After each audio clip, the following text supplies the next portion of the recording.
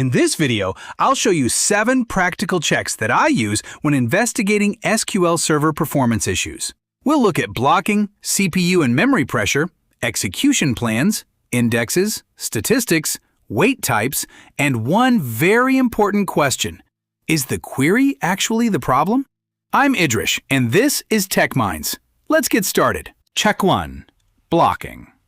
Number 1. Check for blocking. When users complain that SQL Server is slow, one of the first things I check is whether sessions are blocking each other. A simple way to investigate this is to look at the currently running requests and identify sessions with a blocking session ID. For example, select session_ID, blocking_session_ID, wait_type, wait_time, status from sys.dm_exec_requests where blocking_session_ID not equal to 0. If you find a session that has been waiting for a long time because another session is holding a lock, you may have a blocking problem. But don't immediately kill the blocking session. First, find out what it is doing, why it is holding the lock, and whether it is part of a legitimate transaction.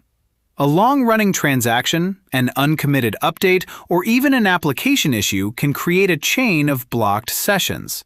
So the first question is not, how do I kill this session? The better question is, why is this session blocking everyone else? Check 2. CPU and memory pressure. Number 2. Check CPU and memory pressure. Before changing a query, I want to know whether SQL Server itself is under resource pressure. If CPU is consistently very high, many queries may appear slow even when the queries themselves haven't changed. The same applies to memory pressure. SQL Server uses memory heavily for the buffer pool and for query execution.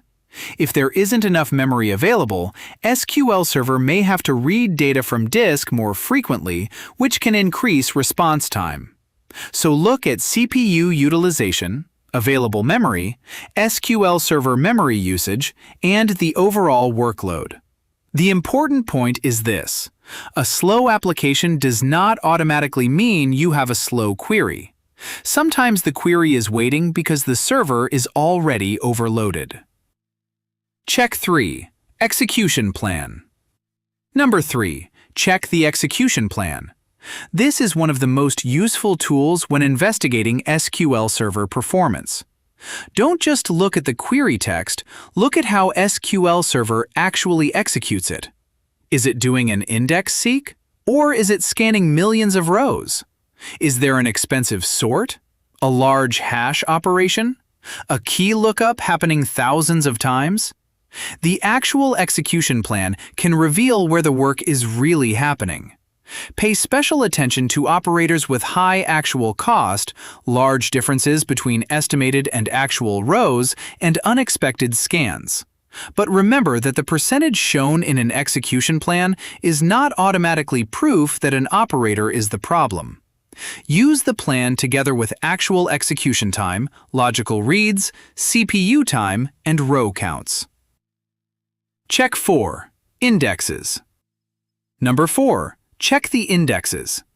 Indexes can make an enormous difference, but adding an index is not always the answer. First, understand what the query is filtering, joining, sorting, and selecting. Then check whether an appropriate index already exists. For example, if a query frequently filters by patient ID and registration date, an index that supports those access patterns may be much more useful than a random single-column index. Also check for overlapping or duplicate indexes.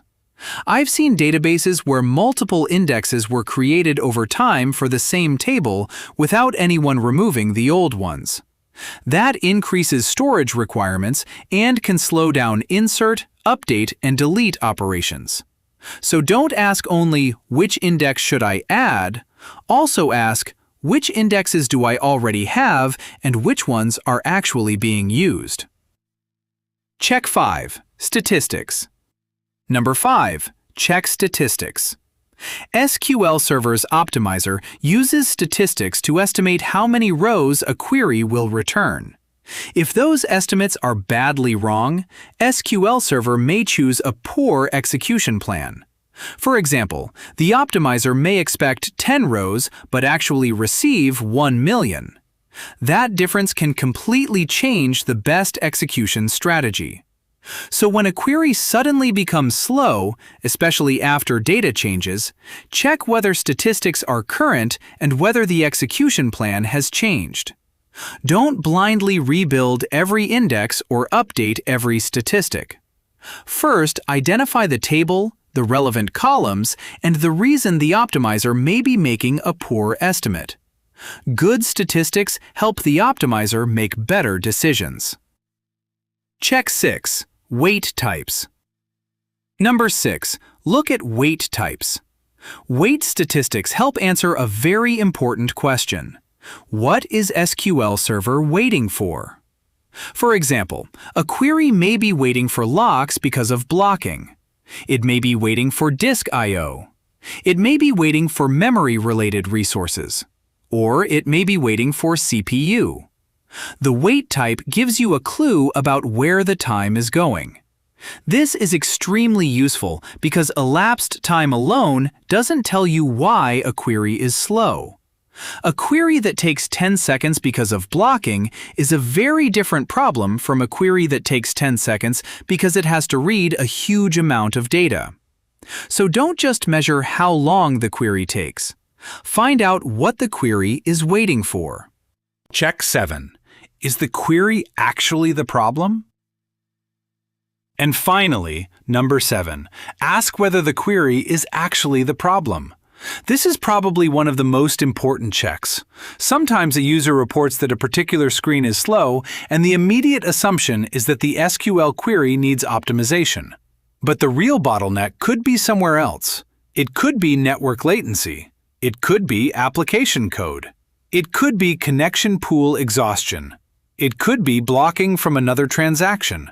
It could be a slow API call. Or it could simply be a server-level resource problem. So always look at the complete path. Application, network, SQL connection, query execution, database resources, and finally, the response back to the application. Don't optimize a query until you have evidence that the query is actually the bottleneck. Putting it all together.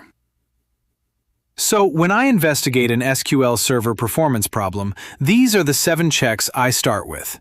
Number 1. Blocking. Number 2. CPU and memory pressure. Number 3. Execution plans. Number 4. Indexes. Number 5. Statistics. Number 6. Weight types. And number 7. Confirm that the query is actually the problem. The biggest mistake is to start changing SQL immediately without first identifying where the time is actually being spent. Measure first, find the bottleneck, then optimize. Because performance tuning is not simply about making one query faster, it's about making the entire system perform better. If you found this useful, subscribe to TechMinds for more practical SQL Server, database, and software engineering tips. I'm Idrish. Thanks for watching TechMinds. See you in the next one.